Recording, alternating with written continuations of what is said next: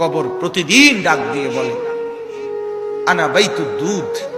প্রত্যেকের কবর প্রত্যেককে ডেকে বলে, ও আল্লাহর বান্দা, জানো আমি পোকামাকড়ের ঘর, পোকামাকড়ের ঘর। তুমি তো সেই বান্দা যে একটা মশা কানের পাশ দিয়ে উড়ে গেলে তোমার ঘুম বন্ধ হয়ে যায়, চোখ মিলে যায়। একটা মশার গুনগুন আওয়াজ সহ্য করতে পারো না। একবার কয়েল, একবার অ্যারোসোল, একবার মশারি, এরপরও তুমি চাও যে একটা মশাও যেন আমার কানের কাছে গুনগুন না করে।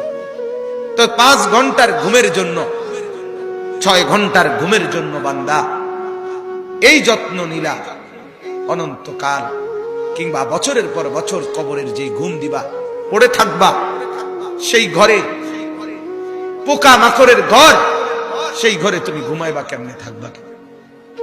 আমার বাপ, আমি থাকবো কিভাবে? আমি থাকবো কিভাবে বলে? ভাবেন, আমিও ভাবি, আপনিও ভাবেন। ওসিকুম ওয়া ইয়া, আপনাকেও বলছি, আমাকেও বলছি। এই এখন ঘরে গেলে আমরা সবাই লেফ আর কম্বলের নিচেই তো শুয়ে যাব বাপ। কিন্তু একবার ভাবেন তো, যার মা কবরে, মার কবরে লেফ কম্বল আছে কি?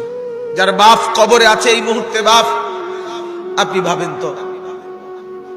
আমার এক পরিচিত মানুষ